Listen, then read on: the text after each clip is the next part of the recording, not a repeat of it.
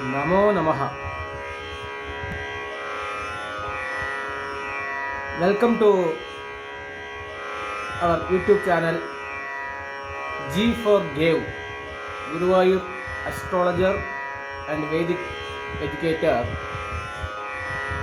I am Dr. Vidyavarthi Vadur Subramanya Shastrigal, PhD Astrology and PhD Sanskrit, Professor and Head of the Department of Sanskrit and Astro-Vedic Studies, Christ University, Tanjavur. Let us perform the Rama Puja today. Om वामे भूमिसुधा पुरस्तु हनुमान् पश्चात् सुमित्रा सुदः शत्रुघ्नो वरदश्च पार्श्वधलयोः वायुवादिकोणेषु च सुग्रीवश्च विभीषणश्च युवराट् तारासुधो जाम्बवान् मध्ये नीलसरोजकोमलरुचिं रामं भजे श्यामलम्. सीता लक्ष्मण भरतशत्रुघ्न हनुमत् समेत श्रीरामचन्द्रस्वामिनं ध्यायामि आवाहयामि विश्वेशं वैदेही वल्लभं प्रभुं कौसल्यातनयं रामं पूर्णचन्द्रनिभाननम्. सीता लक्ष्मण भरतशत्रुघ्न हनुमत् समेत श्रीरामचन्द्रस्वामिनं ध्यायामि आवाहयामि. आवाहितो भव, स्थापितो भव, सन्निहितो भव, संनिरुद्धो भव, अवकुण्ठितो भव, सुप्रीतो भव, सुप्रसन्नो भव, वरदो भव. स्वामिन् प्रसीद प्रसीद, स्वागतं ते अस्तु. यज्ञसिंहासनं रूढं सर्वभूपालवन्तिता आसनं ते मया दत्तं प्रीतिं जनयधु प्रभो. पादाङ्गुष्ठसमुद्भूता गङ्गापावितविष्टभा पाद्यर्थमुदघं राम दधामि प्रतिगृह्यताम्. वालाखिल्यादिभिर्विप्रैः कष्टिसन्ध्यां प्रयत्नभिः अर्घ्यैराराधितविभो मयार्घ्यं रामगृह्यताम्. आजन्धाम्भोदिनो रामा मुनिना परिसेविता मया धत्तेन तोयेन कुर्व आजमनमीश्वर. मधुदध्याज्य संयुक्तं मधुसूदनराघव मधुपर्कं मया धत्तं गृहाण रघुनायक. पञ्चामृतगृहाणेधम् पुराणपुरुषोत्तमा प्रीत्या अभिषेकधरो पराघासपरात्परा.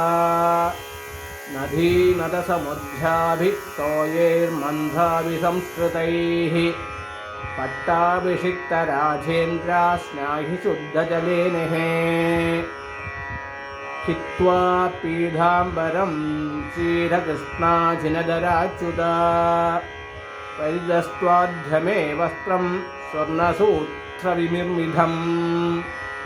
राजर्षिवंशतिलघा रामचन्द्ररघुत्तमा यज्ञोपवीतं विधिना निर्मितं दस्तवे प्रभो. किरीटादीनि राजेन्द्र हंसखान्धानि राघव विभूषणानि धृत्वाध्या शोभस्वमहसीतया. सन्ध्या समानरुचिना नीराभ्रसमविग्रह लिम्बामिते अङ्गघं रामचन्दनेन मुदाहृति. अक्षदान् कुङ्कुमान् मिश्रान् अक्षय्यफलदायका अर्पयेत्तव पादाब्जे शालितण्डुलसम्भवान् ध्यादी चम्बकपुन्नाघमालधीवकुलादिभिः कुसुमैः निर्मितान् हारान् स्वीकुरुष्व रघूत्तमा चम्पकाशोकपुन्नाघ जलधैः तुलसीदलैः पूजयामि रघूत्तं सा पूज्यं त्वां सनघादिभिः। ॐ अहल्योद्धारकाय नमः पादौ पूजयामि। गन्धर्वराजप्रतिमाय नमः गुल्फौ पूजयामि। दण्डकारण्यगमनगङ्गनाय नमः जङ्गे पूजयामि। जनार्दनाय नमः ध्यानुनि पूजयामि। कमलाक्षाय नमः कडिं पूजयामि। भासरतये नमः ऊरू पूजयामि। गुहप्रियाय नमः गुह्यं पूजयामि। महीपतये नमः मध्यं पूजयामि। नारदादिसंसेव्याय नमः नाभिं पूजयामि। उदारमतये नमः उदरं पूजयामि। विशालवक्षसे नमः वक्षस्थलं पूजयामि। सत्पुत्राय नमः स्तनं पूजयामि। आजानुबाहवे नमः बाहून् पूजयामि। भुवनसुन्दराय नमः भुजान् पूजयामि।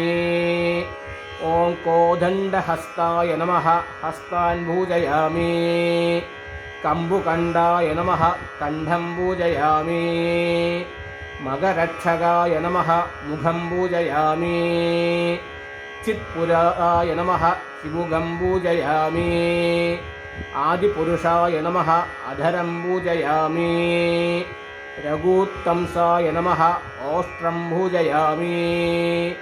न्यासादण्डविराजिताय नमः नासिकां पूजयामि।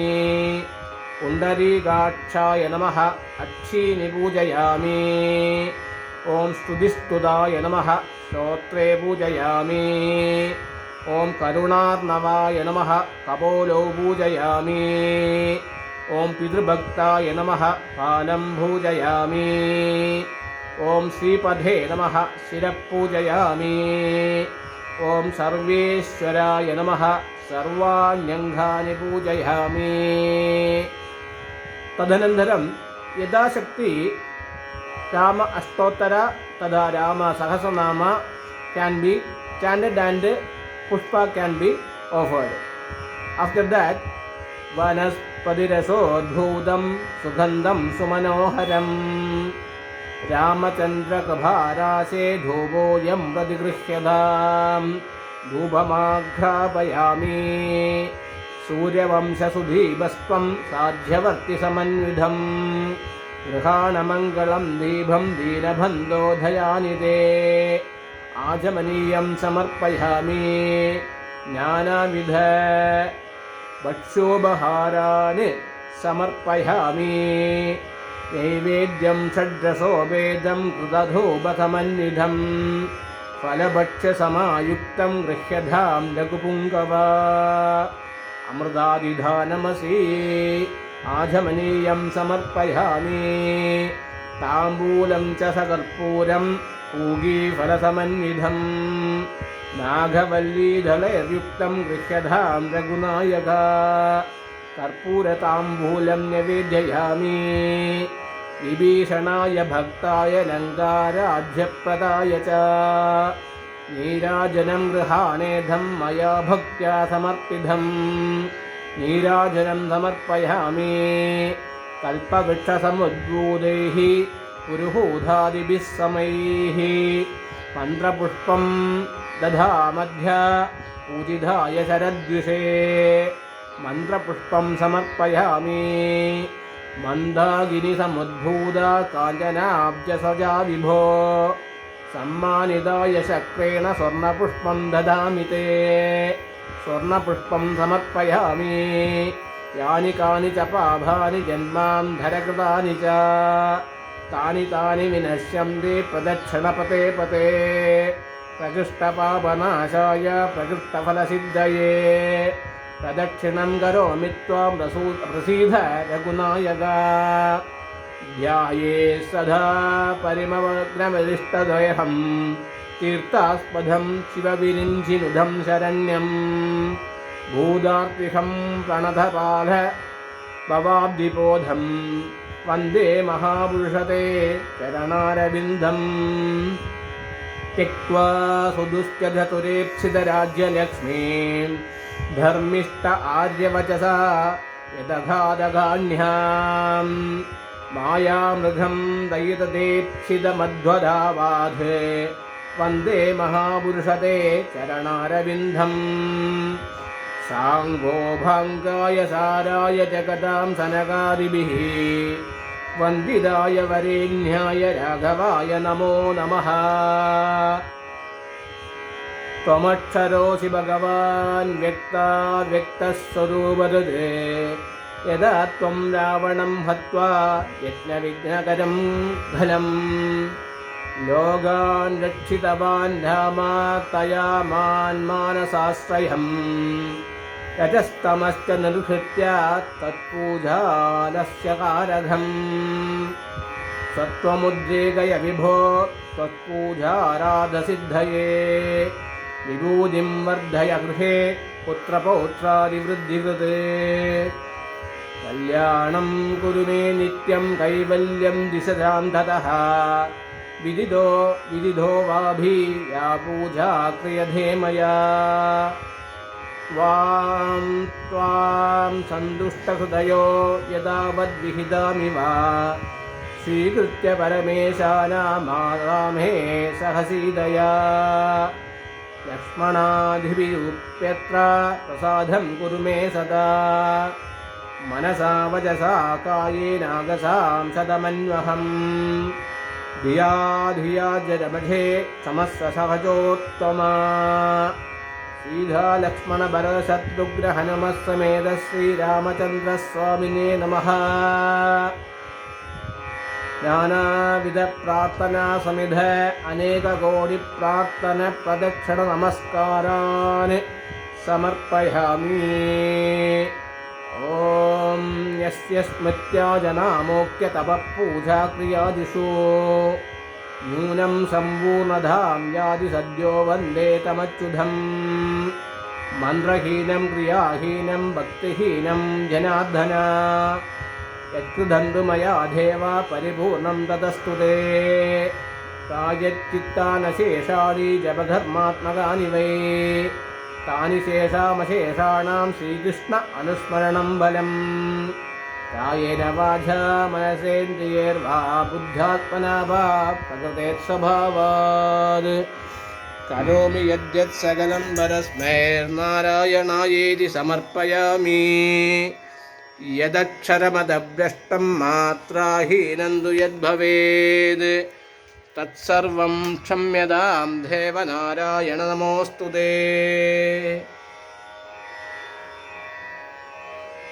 आपदाम् अपहर्तारं धातारं सर्वसम्पदां लोकाभिरामं श्रीरामं भूयो भूयो नमाम्यहम्।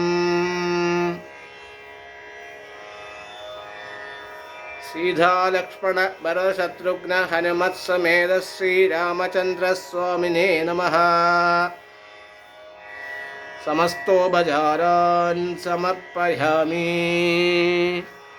ॐ ॐ ॐ लोकाः समस्ताः सुखिनो भवन्तु। लोकाः समस्ताः सुखिनो भवन्तु। लोकाः समस्ताः सुखिनो भवन्तु।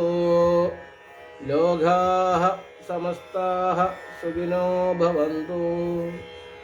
नमो नमः।